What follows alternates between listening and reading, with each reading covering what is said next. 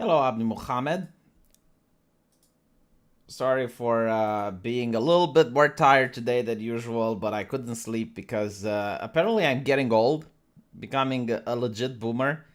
Um, when you're getting old, you're starting to have like all these illnesses. I got like the worst stomach pain in my life, and it woke me up.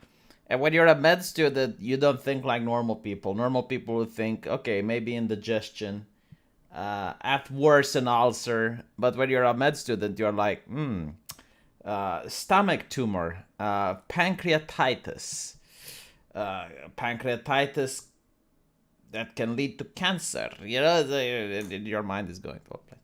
But I'm fine now, so yeah.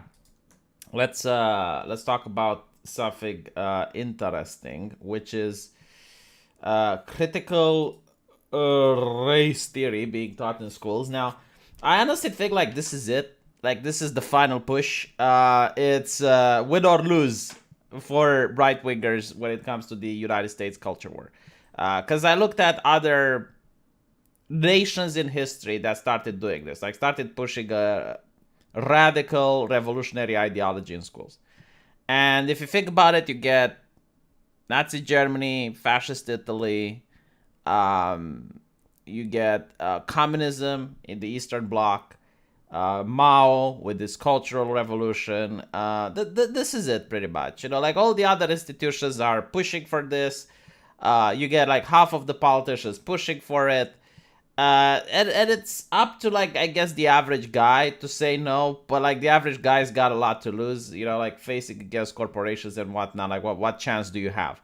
The only thing you can do is I guess like if enough people are going to start pulling their kids out of school for homeschooling, then the school teachers are going to have to reconsider.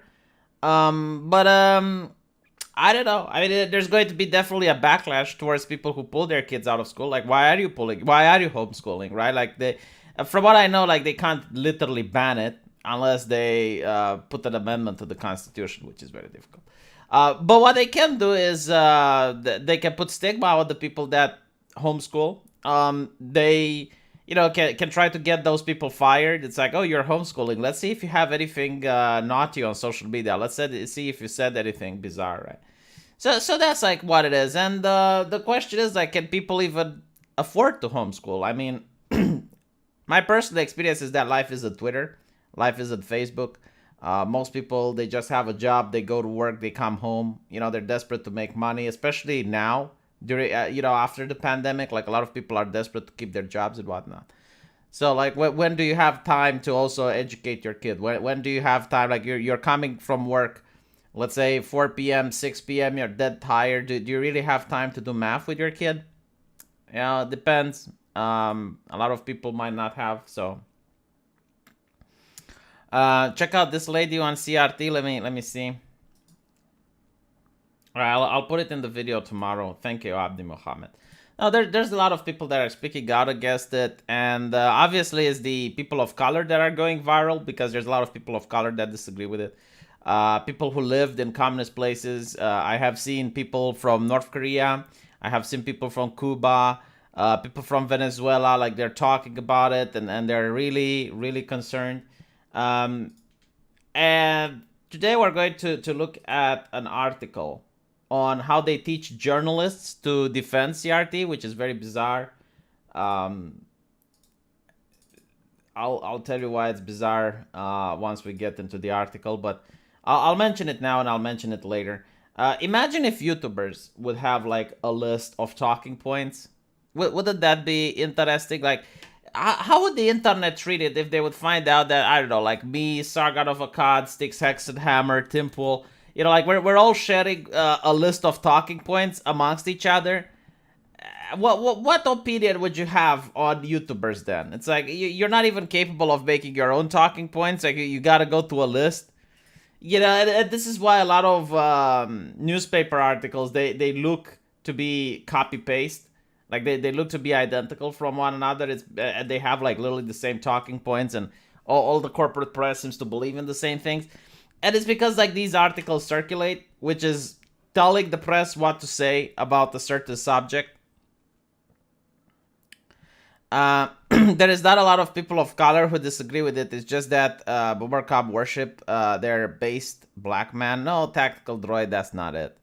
It's pretty much because of identity politics. If you want to reach a person and actually convince them, you have to. Yeah, like you're not supposed to swim against the tide if you want to convince someone. Like you gotta get up to see it their way. And if you have like a lot of people that are saying it's like, all right, well, I will only listen to non-white people because white people don't understand how racism is, then, well, making a non-white person talk to that individual is more likely to convince them. Yeah, intellectual dark web, journal bots.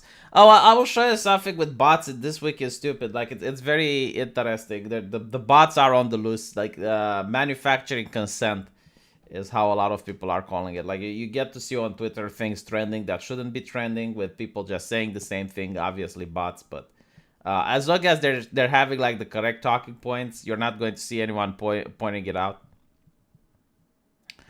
Yeah, I mean, in my school, like I did have a lot of teachers that were trying to get me to learn critical thinking. Now, I did a math intensive school, which is kind of why I really despise and I definitely hate math. But it is what it is. So when I was in school, like they really tried to convince me to think for myself. They would encourage me to read the other side of the argument to make sure that I hear both sides before making an opinion. And the main focus was on critically thinking. Like, I don't think in school I ever had to learn something and then reproduce it exactly on the way I learned it. I mean, teachers would encourage you to contradict them. Teachers would encourage you to have a different take, as long as you could back your claim up. So as long as you could make good talking points and explain why you think something is the way it is, then they wouldn't give you a bad grade, even if you disagreed with the curriculum.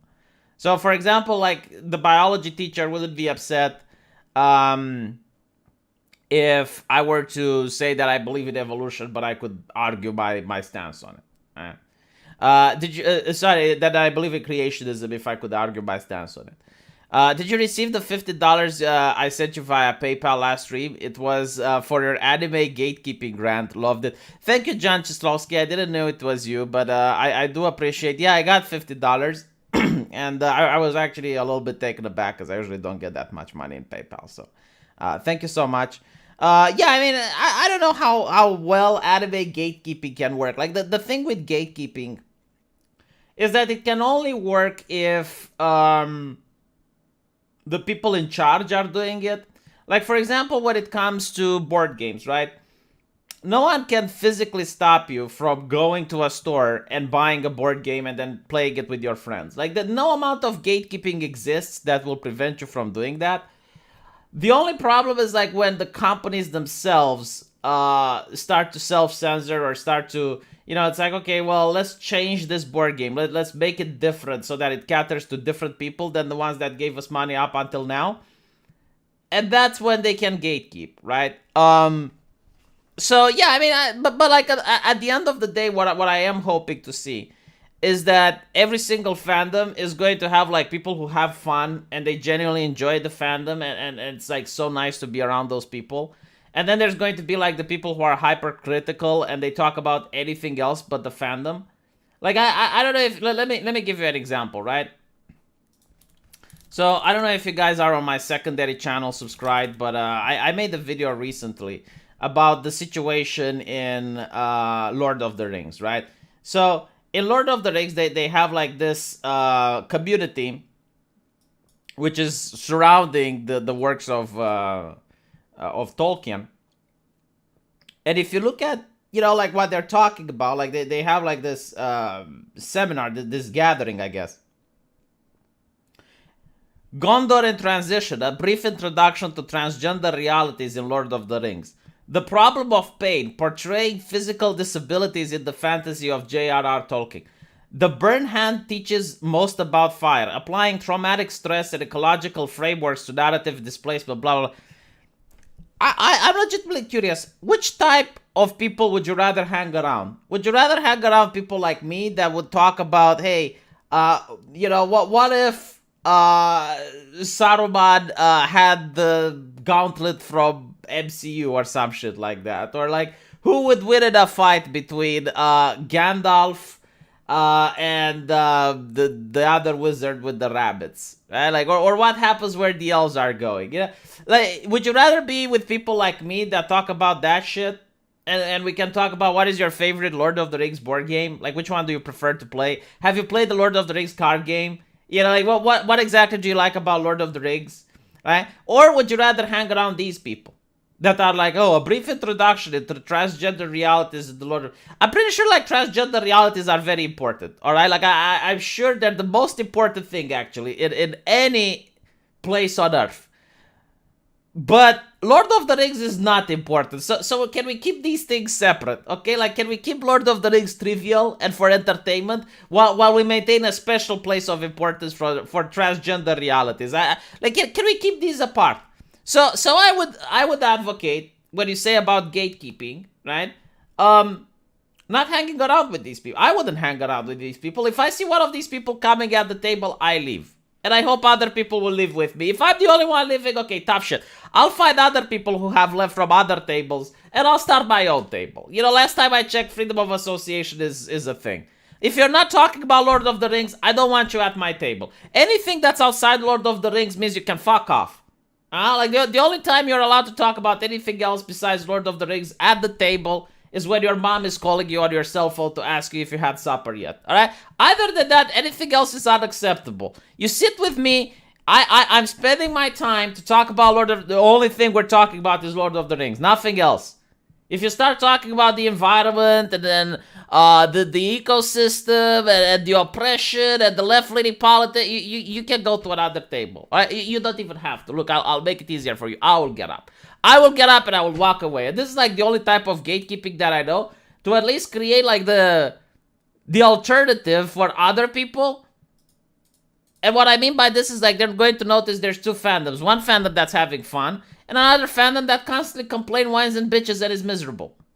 You know, pick which one you want. Like, you got freedom of association. You don't have to join my fandom. I mean, there's like I'm pretty sure like I'll be outnumbered. I'm pretty sure there's going to be more people talking about sexism in Lord of the Rings because there is no female dwarf representation. You can join those. Left and right are just struggling over the schools because people rarely change their mind through debate. So it's all about indoctrination at first. It's not really just that. All authoritarian governments, all of them throughout the world, every single one was trying to indoctrinate children. So you have like Lenin for the famous quote, "Give me a kid for 4 years and I will plant the seeds that will never be uprooted." You have Hitler, you know, suggesting the same thing, that education is the most important thing for the Nazi party because like if you manage to indoctrinate the children, then the adults don't really matter. Because if you have an adult coming to the Führer and it's like, "I don't believe in your ideology," well, the Führer goes like, I don't care if you don't believe. We already own your children. Like, they're already going to grow up in our communities. You're going to die soon, so we don't really care. What we need is separate space for our entertainment away from the critics. Build our own safe spaces. Yeah, like it's come to this, I guess. It's come to this. To build safe spaces, yes. It's kind of funny that already like the left is mocking people for saying, "Oh, we want to build safe spaces." It's like, yeah, but up till now, like the space wasn't dangerous. You know, the reason we were mocking left-wing people for safe spaces is because the outside wasn't dangerous. Well, now the outside is fucking dangerous. You can say something bad on Twitter and you can get fired. Your life can be ruined. That's fucking dangerous. That didn't exist back then in the 90s. Like in the 90s, you didn't risk saying a joke and getting your entire life terminated. Right? Now it does. Now we need safe spaces. Now I guess I need spaces safe from moral busybodies. Liberalism indoctrinates kids in schools too. I don't know. I didn't get indoctrinated into liberalism, man. I just didn't feel like in Romania we got indoctrinated. Like, again, like most things we focused on were like, I managed to go through school without a single class of sexual education. Teachers were trying to teach me how to think critically. Like, they weren't telling me, like, this is what you need to learn, and if you don't learn this, you get an F. I didn't get that experience. Most of the things I learned at school were things based on objectivity, not things based on, like, life lessons. In fact, like, most teachers didn't bother teaching me life lessons in school. Like, what teachers taught me in school was, like, exactly what they were supposed to teach me. Like, the math teacher taught me math. The Romanian teacher taught me Romanian. And I swear to God, like, out of all the teachers, I don't know how a single teacher was voting. Like, I don't know what parties they supported. I don't know, like, what policies they liked. Like, the only thing that I know that my teachers wanted were, like, a bigger wage. So like, they were constantly, like, striking because they're being poorly paid. And in a way, they kind of were poorly paid. But I just don't feel like I was being indoctrinated. I didn't get that vibe. I didn't get that vibe at med school. I didn't get that vibe at law school, right? The only time that I get to see, like, indoctrination taking place in propaganda is when I read comic books or when I watch movies where... like, here's the difference between art and indoctrination. When you look at... Let me give you an example, okay? Like,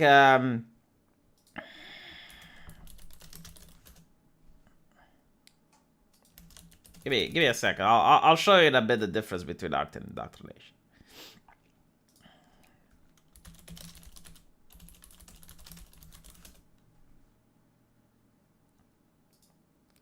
And just find the thing on Google.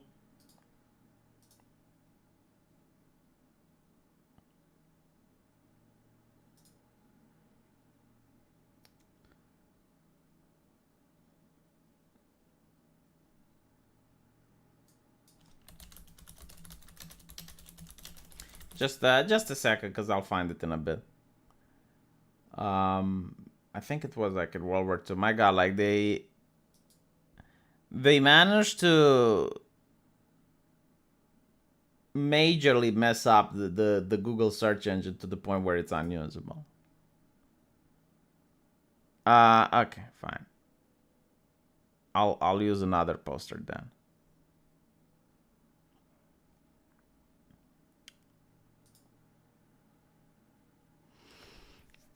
Okay, whatever. I'll use something else. All right. So this is the difference between indoctrination, between propaganda and non-propaganda, right? So like here's a famous art piece, and this is one that is drawn by Picasso. It's called The Persistence of Memory, right? This is art.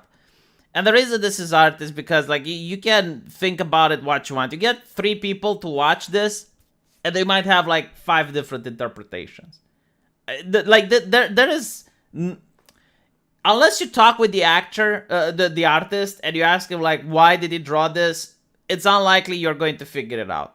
Right? Like different people are going to look at this and they're going to say, well, it's the passage of time, or like time melts, or maybe like this is a different reality where time flows differently, or everyone can come up with different things. It's like, oh, it's such a place so hot that even time is melting, right? Okay, fine. This is propaganda. Why is it propaganda? Because there's only one way you can interpret it. What is the propaganda? It's like, well, the people are working hard in order to feed these grotesque individual, which is part of like the capitalism ruling class. And as you can see, like the capitalism ruling class is using the military in order to oppress the workers. And you can see like the workers are already talking with each other, like planting the seeds of the revolution. The workers are dressed in red, which is the color of communism, and this is like yellow, which is the color of money and greed. There is no other way you can interpret this. There is literally like any person that watches this is the message they're going to get, right? So this is like the difference between propaganda, indoctrination, versus art and critical thinking. Critical thinking allows you to make your decisions and to absorb whatever it is in the context. Propaganda only has like one idea. Now, propaganda doesn't mean it's necessarily evil, right? Because you can have like different types of propaganda for anything. Like you can have religious propaganda, you can have right-wing propaganda. So propaganda by itself isn't bad, but it is a tool. And the tool is to indoctrinate, right? It's when you want to send a message to people. And it's definitely the antithesis of critical thinking. It's when you want people to think in a certain way. And that can be useful, right? Like, for example, let's say you want propaganda in order to combat the spread of AIDS. in Romania it worked. Like in Romania, it was a country so successful at abolishing the spread of AIDS that we actually had like doctors from the United States coming down here wondering what the fuck, how did you guys did it? So one of the ways we did it was to inform people to use the condom, to always use protections when having sex, right? Like Americans would constantly tell students, don't have sex until you get married. Romanians realize that's not realistic. That's not going to happen in modern society. There is no way that a person who starts being sexually active at the age of puberty to not have sex all the way until they're like 25 or so, when they finish university and they get married. It's unrealistic, right? So instead, they found a middle ground. It's like, don't have sex until you're 18, right? Like that, or in Romania, it's allowed like to have, I believe like the age of consent is 16, but even then like parents would be not okay if a 16-year-old has sex. It's like, come on. So 18, like that was what we were told in schools. That's what our parents told us. And then it was like, whenever you have sex, you need to use the condom. Like it was being drilled in our head to the point where even if you find a Romanian woman, right? If you don't have a condom, if you don't have rubber, they're not going to have sex with you. It's like, there is no way they're going to consent to that. At least I've never found one that would. And that's a good thing. And then it's like condoms can be sold at literally every single place, everywhere. I mean, you can go to a 24/7 and you can buy a condom. You can go to a grocery store and you can buy a condom. But my point is, in order to get to this point, like you had a lot of propaganda posters in order to indoctrinate people to use protection. And it was being taught in schools and it was being taught anywhere. There was no debate about it. There was no like, you need to use it, right? That's an example of propaganda. Now, the thing is, like, most parents were okay with it. I haven't heard like parents complaining about it because everyone was okay. But then there's other propaganda where people aren't okay with it. So, for example, if they were to start teaching Nazism or communism in schools, yeah, people would freak out. Right? I mean, they're not against teaching Nazism or communism as ideologies in schools, but they need to be taught through an objective way. That you need to compare them with other regimes. Like you need to compare, like, because we actually did discuss in schools the difference between democracy and dictatorships. And the teacher didn't really tell us, it's like, hey, dictatorship good, democracy, totalitarianism bad. No, we actually had like a blackboard and we went like through the positives or negatives of both. Like, for example, in a dictatorship, most countries realize that it's a more efficient way when dealing with a crisis. So, for example, if the nation goes to war, even the United States becomes a lot more dictatorial. Like, certain rights go away during wartime. In America, during World War I, freedom of speech was abolished. You even had a guy from prison trying to become president because you weren't allowed to criticize the government or its war efforts. The economy can get a little bit more controlled, right? So that was one advantage. Another advantage is like a lot of things can get built. Like, for example, the autobahns, the famous autobahns, or in Romania under communism, we had like an entire canal being built under the delta. So like we actually went through school, right, in a liberal country, and we went through the advantage of dictatorships, and then we went through the advantages of democracies, and it's like, well, human rights are more respected than other democracies. People want to come towards a democracy rather than leave. Yeah, sure, the autobahns were built, but look at the human suffering it required in order to be built.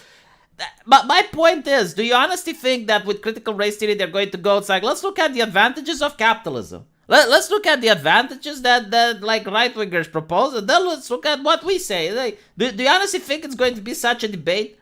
That's the difference between critical thinking and indoctrination. The Soviet propaganda looks better than the Hollywood propaganda. Yeah, I actually legitimately know why. I found out. I spoke to someone that actually had a relative which was a propagandist. Turns out most Soviet propagandists weren't communists. They hated communism.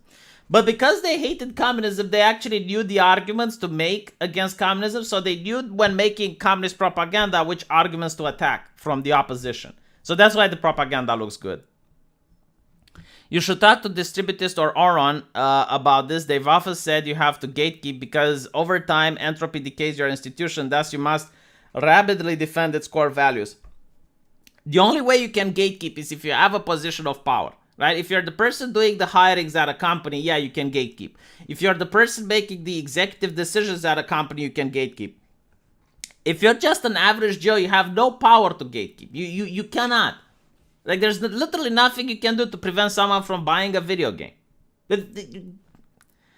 You can choose not to play with people that you want to gatekeep yourself from. Like, yeah, you can do that. But you can't just, for example, prevent someone from watching a TV show.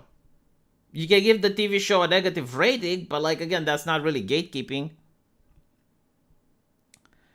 Erdogan is building so much, people are tired of it. Yeah, I mean, a lot of dictators build a lot of stuff because, like, why do you think China is now the world's biggest manufacturer? It's because every company wants to buy from China because it's cheap. Why? Because China abuses workers. Like, they don't have the same minimum wage that exists in the United States. They don't have, like, the 8-hour workday, and they don't respect it the same way it's being respected here in the West. Like, the workers' rights are a lot less. They don't care about pollution. So yeah, I mean, like, when you look into context, yeah, that's why everyone builds in China. And why can China do this? Because it's an authoritarian regime. Let's not forget who was digging the canal. Yeah. Anyway, right. So the reason I got you all here is because there is actually an article, a very interesting one. Let me see if I can find it. And this article, to me, is very cringe. It's called the Journalist Resource, right? Now, the Journalist Resource, imagine if me, as I said in the beginning, imagine if me, Sargon of Akkad, Styx Hexenhammer, Tim Pool, if all of us, we were to share a list of talking points, wouldn't that be cringe as fuck? Like, if people found out, hey, V and Sargon and Arch Warhammer, like, on Discord, they're sharing this talking point list, and, you know, it's like, whenever they're debating with someone, like, they look up the list and they use the talking points from there. Wouldn't that be cringe as fuck? Wouldn't I lose respect? I'm not saying, like, it's immoral or anything, but like, people would wonder, it's like, so what exactly is it that you do, V? What exactly is it that you do? Like, you don't even make your own talking points. You don't even make your own shit. Why should we watch you then? What is your purpose, right? Because that's my question with journalists. Like, if for them they want to take this battle, which they don't even have to, right? But it's to editorialize and to defend CRT, right? It's not to just objectively talk about it. Hey, it's being talked in schools. Like, some parents don't like it, other parents do, blah, blah, blah. No, they need to take a stance, all right? And the correct stance is to defend CRT. And now they get, like, the talking points, which to bring up whatever they defended. So my question is, like, what the fuck are they doing, the journalists? Well, what is their job exactly? You know, like, I keep saying, like, I do the exact same job as a BuzzFeed journalist. You know, I take it back. A BuzzFeed journalist has it a lot more easier than me. Not only do they have a team and an editor, they also apparently have, like, the talking points from which they can read. Critical race theory is not an ideology or a political orientation that assumes white people are bad. Okay, so it is an ideology. It's a way of viewing the world through a lens. It is a political orientation because the proponents say it has Marxist roots, so it is left-leaning. Like, you're not going to see conservatives have it. And about assuming white people are bad, it assumes white supremacy is bad in all its forms. Okay, liberal ideologies also assume white supremacy is bad in all its forms, but what critical theory does is that it changes the definition of white supremacy, not to mean white supremacy means to normal people, which is in the definition, is that white people are superior. That it doesn't mean that anymore. What it means is it's pretty much like capitalism. In fact, they actually say capitalism, patriarchy, you know, like things that aren't inherently white supremacists, but they lump them in together.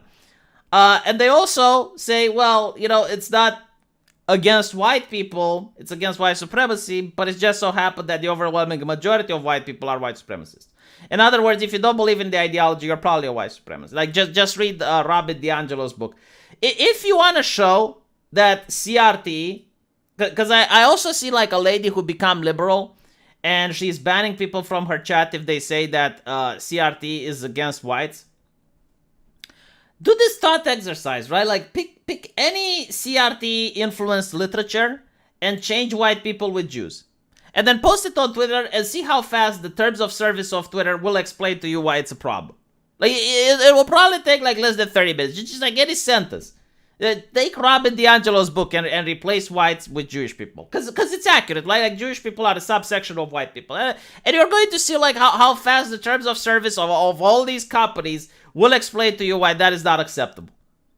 So anyway, the anti-CRT movement gets momentum, and by the way, like the anti-CRT movement, while indeed it's getting momentum, it's actually, like, from what I can see, mostly being pushed by average people. While the opposition is the biggest, the largest school union in the United States.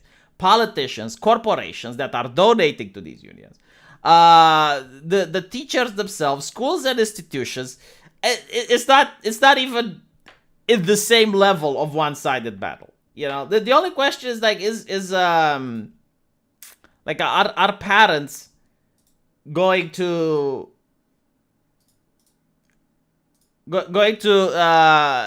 manage to fight back by pulling their kids away from schools, or convince at least the school teachers to listen to them? Because I watched some of these debates. They weren't even debates at all. Like, the moment the parents were bringing up complaints, the teachers would just stop listening to them and say, all right, meeting is over. You know, we're not taking many more questions. So familiarize yourself with what CRT is and is not. So the Bott and Bailey argument, right? It's pretty much like when they say that anti-fascism is literally in the name, it's anti-fascism. But if you say, well, isn't National Socialism like literally in the name, that is socialism, they'll freak out. But it's not even that. It's more like is the changing of the definitions, right? Like, on one hand, they will say, well, critical race theory is just about fighting racism. And then when you actually read the literature, it's a Marxist ideology that's about dismantling capitalism, dismantling systems of oppression and power wherever they can be found, dismantling patriarchy, dismantling white supremacy, anti-blackness, and then they go through the list, and they never mentioned that. You know, like they never, like, that is not the best foot forward. Like, if most Americans would know that this is a Marxist ideology, you'd have more Americans being against it. And it is a Marxist ideology because the founding fathers of this ideology called it as such. Like, they are openly Marxist. They claim that this is through a Marxist lens. Is the idea of the world being separated into two factions, the oppressor and the oppressed. So they talk about how it's a theory that was being started at the Berkeley School of Law. So in other words, it was never meant to be taught into schools. Okay, like it was never meant to be taught into schools. The teachers have no training in order to teach this shit to children. This was a theory that was being taught at law school. But even then, George writes that CRT critiques how the social construction of race and institutionalized racism perpetuate a racial caste system that relegates people of color to the bottom tier. So the problem is, in the United States, the ideology that was pushed up till now, the liberal ideology, especially in the last years, when you notice that the racial tensions were a lot lower, was the idea that people should ignore their race in favor of American values, right? Because, like, we're all in this together type of mentality. Now, if you're going to try to now push this caste system, this racial caste system, you have absolutely no guarantee that it's not going to backfire. And the majority, which you claim to be against, might, come up with the conclusion like, I don't know, well, if we're so bad that we're so inherently evil, and there's really nothing we can do about it, why not just segregate? Right? And then you're going to reach on the other side of the horseshoe, which is why, like, in many liberal colleges and universities and like today, they have open segregation. Because that's how you reach it. It's the inevitable conclusion. Like, if your politics is being dictated by the skin color and by the way you're born, then nothing you can do can change that. So the only logical outcome is either conflict or segregation. Like, this is why it's a bad ideology. This is why it's not okay. But anyway, right. So then she goes on and is like, how does the law construct race? Fucking hell. Right, so just because people are colorblind in America doesn't mean they wouldn't understand what a hate crime is. Colorblindness doesn't mean like you're blind to the race of other people. Colorblindness means that you're judging people based on their character rather than their skin color. It's literally the same like how you judge an American by their character and not by the state they're coming in. Like, you usually judge like, okay, he's an American, but you're not going to be like, okay, he's from Illinois, so therefore. Maybe some people do that, but I don't think they do it to the point of prejudice. What I am saying is that if there's two Americans, you're going to treat them the same, but that doesn't mean you can't notice if, I don't know, Illinois would start, if Californians would start mistreating their own people, right? Like, just because you treat all the Americans the same doesn't mean like you wouldn't notice if the governor of California starts doing some really nasty shit towards Californians. How has the law protected racism and upheld racial hierarchies? How does the law reproduce? Again, like this is how CRT does it, and it was supposed to be applied to the law. It wasn't supposed to be applied to school children. When sources assert that critical race theory is un-American or unpatriotic, ask them to define American and patriotic. Yeah, so this is a tactic that I see leftists do it smugly all the freaking time. Like, just because you can't come up with the definition doesn't mean like you don't really instinctively know that it's a problem. Like, for example, most people probably can't define National Socialism, but that doesn't mean that they don't know why it's a problem. Like, most peasants don't really understand why planting seeds apart is important, but they do know that if you plant them together, they don't grow. So just because they can't give you they can't articulate the fact that if you plant seeds together, their roots are going to entangle and they're going to fight for the same resources, so the plants are going to be more unhealthy, right? They can't articulate that, but they just know like you're supposed to plant them apart, right? So just because like people have like an instinctive knowledge of something and they have like this gut feeling that something is bad, if they can't define why it's bad, doesn't necessarily mean that they're wrong. Doesn't mean that they're right either, but I'm just saying, so if you want to define like why the theory is un-American, is because it actually claims that America is a capitalist nation built on white supremacy, and the purpose of the theory is to dismantle it. Is the theory pro-American if it claims this shit? Is the theory for America? Is it, unpatriotic. I mean, if your country is a racist hellhole, how can you be patriotic for it? What type of left-leaning person who believes that America is literally the bastion of white supremacy is going to want to be a patriot for that country? He's going to be like, you know what? I love my nation, goddammit. I don't even know, like, because I'm looking at right-wingers usually when they're put on the spot, like the microphone is being handed to them and they're asked to articulate this shit.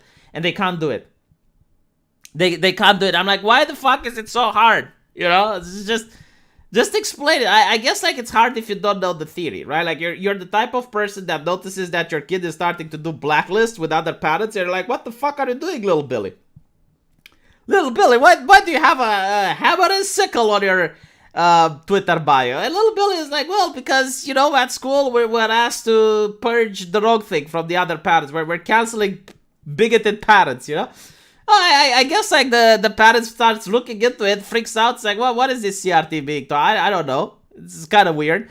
But at the same time, it's also, like little Billy can come with some school material that says white people are evil and, like other affirmation based on skin color. And it's like, he doesn't really understand the theory. He just knows that what he's seeing is fucked up.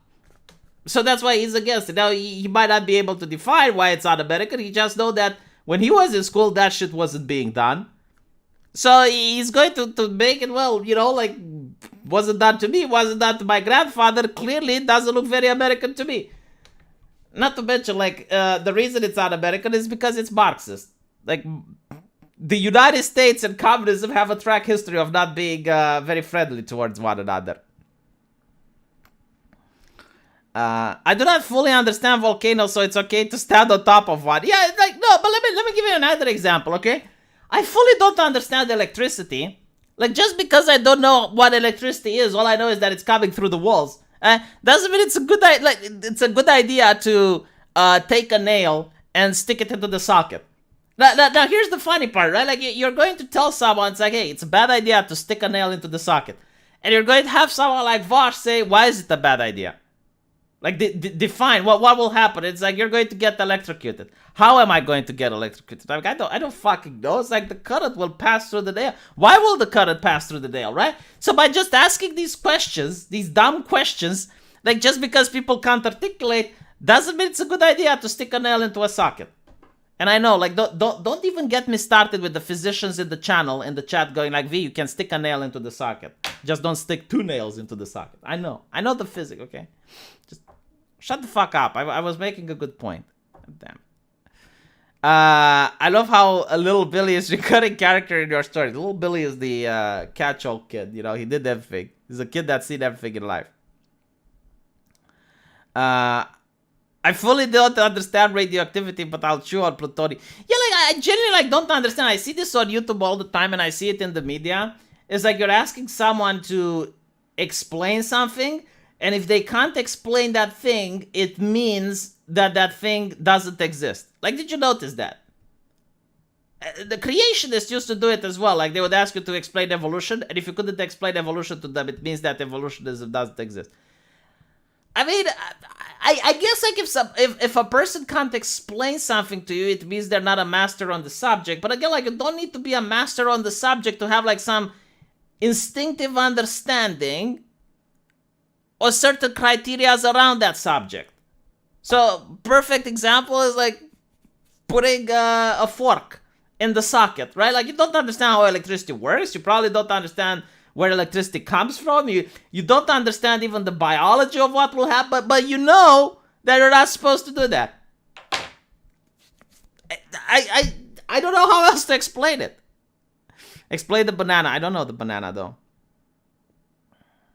Watching media now is like eating plutonium. It's kind of funny because we actually call it in Romania like the toxicity of the media. Yeah, Billy is the new bully. Exactly, Gabriel. Can't explain God.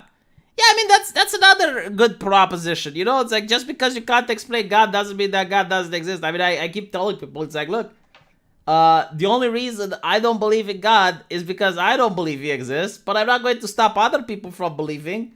You know, unless their belief starts interfering with my life, and then I get a little upset. But, like, you can believe in whatever the fuck you want. I don't care.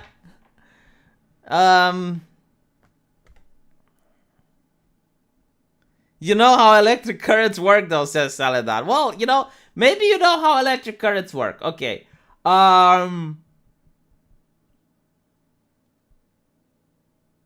You don't know why turning on your cell phone during an airplane is a bad idea. Or maybe you do. Let me give you another example of something that's bad that you can't articulate. What are those, like, like, you know not to eat red mushrooms, alright? Like, you know not to eat them, but you probably wouldn't be able to explain what would happen if you were to eat one. Like, you wouldn't be able to explain the chemical processes and how exactly the poison is going to affect your liver, and, you know, be able to explain it in great detail. Like, just because you don't know how to explain that, you just know, like, okay, I shouldn't eat red mushrooms. In fact, I will tell you something else. You're probably going to be bigoted as fuck towards mushrooms. Like, if you're walking in the forest and you're hungry, in a hypothetical scenario, right? And you're not a mushroom expert. If you're not a mushroom expert, what you're going to do is you're going to be bigoted towards all the mushrooms. You're not going to touch them. You're not going to eat them because you don't know which ones are good and which ones are bad. And if you can't differentiate, then you're going to assume every mushroom is bad because it's actually going to keep you healthy, right? So let me give you another example. I'll justify my arachnophobia, right? Because leftists, they love their good phobias. They think phobias are irrational. I'm going to give you, like, the complete rationality behind the phobias, okay? So, there is a spider out there, which, if it bites you, you get a boner, and you die after 24 hours, alright? Like, there is the boner spider. Like, there is the spider that's going to make you hot. I don't know which one is it.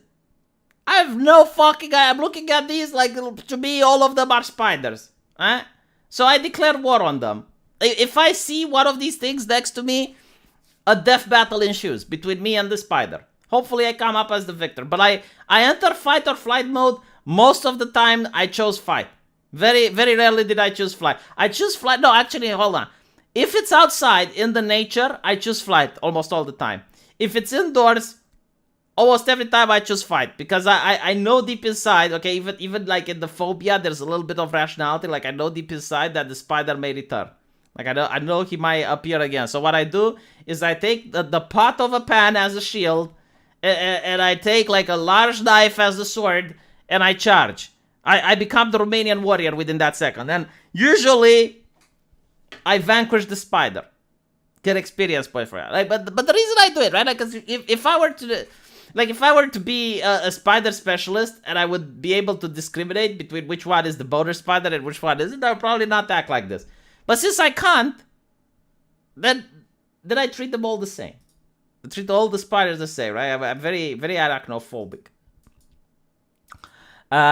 This ties into the Sovjak memes. The eyes are angry, not dead. The smile, hostile, not happy. The ghoulishly ask you for a death and to trust the science. My God, Samurai, that is pure poetry. By the way, like, trust the science was something that was used in the past as well. Like, communist nations especially, they're obsessed with institutions to a fault. The thing with trust the science is like, yeah, like, the scientific method exists and is always accurate. At least it's the closest thing we have towards finding out the truth. But the scientist is a person that's being paid by someone. It's like, who is paying the scientist? The scientist has also certain agendas. Now, if you're talking about a society where there is rigorous scientific debate and people can just openly talk about things and there's no censorship, then okay, you're likely to trust the science. But if you talk about a very controlled top-down society like the USSR, where scientists are being promoted or fired based on how their findings fit with the political ideology, then trusting the science becomes a new Chernobyl or a new Lysenko in the making. Stop being such an arachnophobe. No, I'm not going to stop being such an arachnophobe. I have a duty in life. Like, I will vanquish every single spider that bypasses my territory. It's either me or them. I don't understand. Why do they have to come into my house? I don't come into the house of the spider. I never entered the house of a spider. So why can't they respect me? It's all about respect. Just respect me and I'll respect them. Anarcho-scientism is the future. Just don't trust social science. It's not like the idea of like trusting the science. I mean, I guess you need to trust the science at some point. You know, like if you get in a car, you're going to trust that the brakes work, I suppose. But even though, hold on, like even when you're in a car, you know, you buy a new car, you're still probably like testing the brakes, one of the first things you do, right? You're still trying to like, if you purchase a brand new car, do you trust the science that the car is made entirely up to standard, or are you still going to at least take it for a small drive?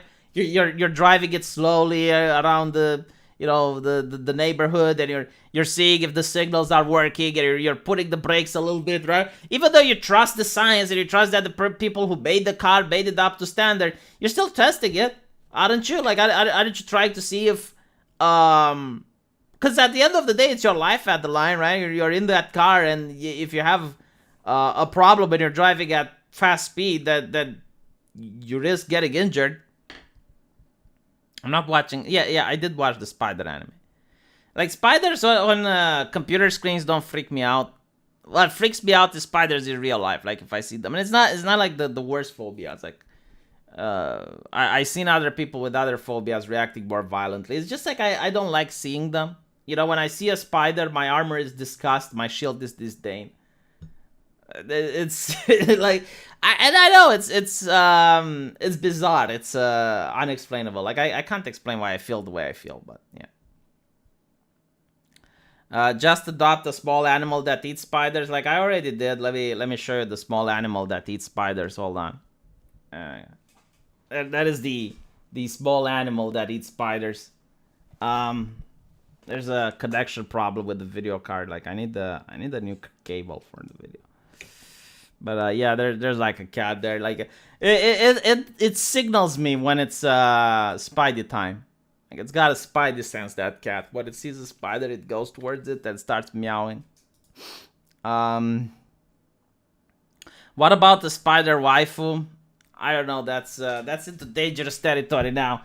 The problem is, like, I've already got a fiance. I got a fiance, so now I don't have to answer these ridiculous questions. Oh. Jesus, spider waifu. My God.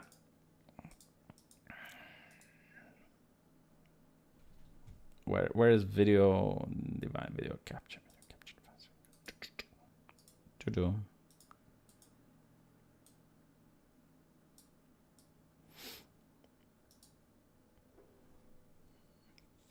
I leave them alone, even the southern black widows at my house. Jesus fucking Christ, Dickie. Like, I would never visit your house, ever. By the way, like, I'm just going to show you a story that I'm going to talk about this week, you stupid. Like, this is the most bizarre story. It's getting me closer and closer to believe that Australia is a death planet.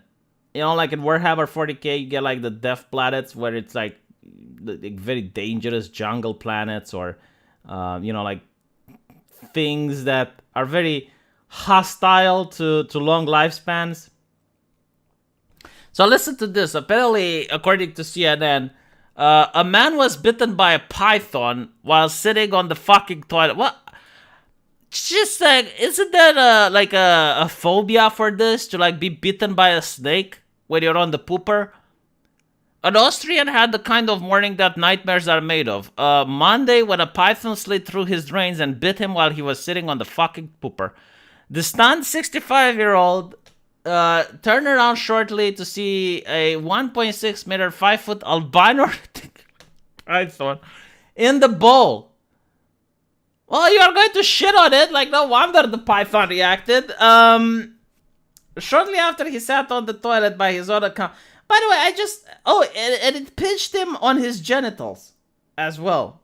Like, the spider literally bit his cock off. Like, I just want to show something.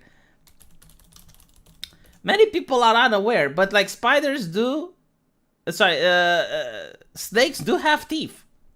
Okay, let me show you just how painful it is. Is that just like teeth, you know?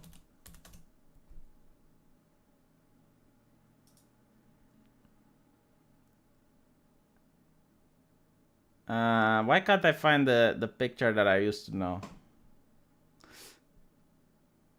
It's not as bad as a turtle, but like, okay. Yeah, I think I found one. This is how it looks in the mouth of a snake. Just so you can understand. Right? Like this is actually the mouth of a snake. But most people know only the front teeth, right? But especially the constrictors, and especially the pythons. I mean, they're a little bit painful. They're a little bit painful, right? Like, because they got like their teeth they're pointing inwards. So it's for the prey not to be able to get out once it get in, right? But you don't really get to see them the way the snake opens its mouth. Only if it bites you do you get to experience the pleasure. Yeah, like this. But and they're also like that. It looks soft, you know, but no, they're not soft. They're incredibly painful. Look at this shit. Look, I wish there was a picture where you could actually see them from the front. So this guy was experiencing this in his genital area, apparently. As someone who also fears spiders, I can tell you firsthand, knowing the difference between the murder bone spider and the regular spider, it doesn't help much. Okay, see, this is why I'm happy I didn't waste my time learning the two.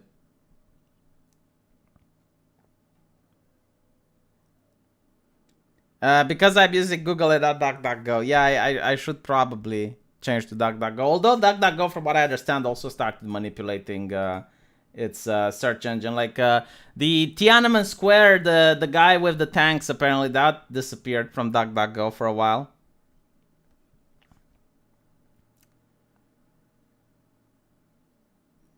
There's a good picture of that snake that bit the electric fence. Let me see. Snake bites electric fence. Yeah, like this. Yeah, good. Thank you for this. Yeah. Alright. So most people are not aware that this is what you're experiencing if a snake bites you. Again, I worked in a pet shop, so I know. To be honest, I really didn't hate working with the snakes, because at least, like, you know that the snake is fucked up and it's crazy. So you just open the door, you throw the food in, and right? It's the Pac-Man frog that was the biggest cunt. That was the one that really annoyed me. But otherwise, like, no, I prefer like working with the snakes, because at least you know they're crazy, right? Like the Pac-Man frog, again, like for the people who haven't heard my previous stream when I talked about the pet shop owner, right? Like this is the worst animal on fucking earth to deal with. I don't know how people deal with it. And it's such a boring pet as well. Like, you keep it in sand, and it just sits there. Like, that's it. Now, when you feed it, sometimes it attacks you, sometimes it doesn't. It doesn't have a tail. That's the worst thing, right? And when it bites you, it feels like a can of tuna, right? Like when you part open the can and you know how sharp that thing is. It literally feels like that. It's not very painful, but it's enough to scare the shit out of you. And like, as you're pulling your hand back, you risk hitting whatever is behind you. Don't do this, by the way. Never do this. Like, don't fucking do this. Oh my god, this is why I hate selling frogs. Human skin is actually acidic to the frog. Like, you're hurting the frog when you do this shit. Don't do this shit. Leave the frog alone. Why are you doing it? But yeah, so like these twats, they don't have a tail. Like, I could tell when an animal was going to bite me, because they like the parrot, for example, it lounges its head like this. It tries to make itself bigger, and it zooms in. It focalizes with the retina towards your hand, and you're like, okay, just chill the fuck out. You know, the dog growls, the cat hisses. Like, you get to know, like, the tails. This thing doesn't have a tail. It really messed me up. Even the tarantula had the fucking tail. Like, the tarantula went like, and it's like, oh. And then you get like, but like the worst. This is what I like to call the hand trap. It's like you put your hand in it and you lose it. Like, apparently, like the worst mouth that I know in the animal kingdom is this shit. Like, this looks hell. All right, like, this legitimately looks like a gateway to hell. I don't know, like, if it actually bites, I've no idea how you get your hand back. I guess you just hold it inside and you wait for the goddamn thing to get bored. Heaven forbid you miss a finger, because usually, like, if you miss a finger, you can take it to the hospital and they can reattach you. I don't know how you can get your finger back from that position. I mean, it's, yeah, no. Look at it. Just no. I would rather get bitten by a crocodile. I'm not even kidding. Like, a crocodile, you know, at least it's, yeah, sure, it's going to spin you around and whatnot, but at least you know it's over quickly. With this thing, because what these things do is, like, they once they bite, they chomp on, and they hold. It's like the people that buy GameStop stock, you know, they hold. The Diamond Hands brothers, Diamond Hands, yeah, no. What a better frog was Pepe? Pac-Man frog. Most boring pet you can ever get. A rather large family of Caetopelma olivaceum were living in my yard last year. I evicted them with a bulldozer. What the fuck is Caetopelma? I mean, oh, fuck me. No. It's good. You did good. You did good. Oh my god. Just... Croc is more likely to kill you. Well, at least it puts me out of my fucking misery. Can you imagine living after getting bitten by a snap turtle? Holy shit. There's another animal. Which one? I think is the bulldog. Yeah, I think it's the genetically modified mutt. Yeah, I think it's this one, right? Like, from what I understand, this is one of the only species of dogs that literally blocks its jaw whilst biting. So if it bites, it literally can't let go even if it wants to. It's like, I hope I'm not mistaking the species, right? Like, I hope I'm getting it right. But like, getting bitten by one of these is not a pleasant experience. Like, if you get bitten by one of these, you just need to stay calm. The problem is that the dog probably doesn't stay calm. It starts like... so yeah, like, it's kind of painful. Kind of painful. But speaking of dogs, by the way, I hate dogs. And I'll tell you why I hate dogs. I had a bad encounter when I was a kid with these things. Like, this is hell on earth. So, like, this is like the smallest dog possible. And I don't think I ever seen one in my entire life that wasn't... How should I put it? Like, evil on steroids. All right, like it's a very tiny dog. It's always angry. Like it usually likes a family owner, like a family member, but it hates everyone else. Right? And like my God, I got bitten by one. I didn't do anything. It just attacked me. It's like, why? Why you do this? It's always angry. I think it's angry because it knows that mankind fucked with him. Like, there is no way a dog in the wild would be at this size. Like, he looks at the majestic wolf and understands that he should be that size. He should be the size of the wolf, but instead, because of human eugenics with his species and because of repeated selective breeding, it has brought the dog down to this. And now the dog is angry. And it attacks everything. Like other dogs, you see dogs like 5 times their size and it attacks them. And my God, like the one that I had the displeasure of beating was absolutely mentally challenged. Like there was like this other neighbor had like a big German Shepherd, and this dog would just laser into the German Shepherd seeking death.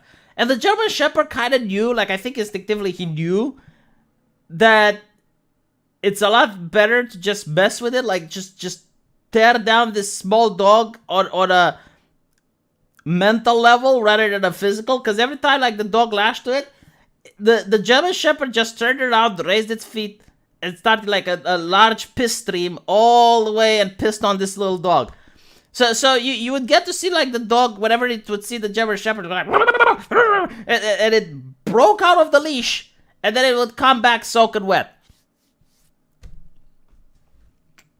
You're not aware of that dog? My God, that's like... It is a freak of nature, yes. Your mom had a Pekingese called Trinket. Wasn't it a dog that's messed up in the head? Like, be honest, is there anyone that had a Pekingese that's not messed up in the head?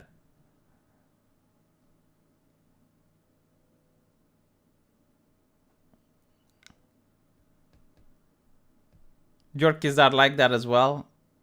I mean, I don't know. I guess there's more, but like... he was pissed off, but he got pissed on. Yeah, pretty much.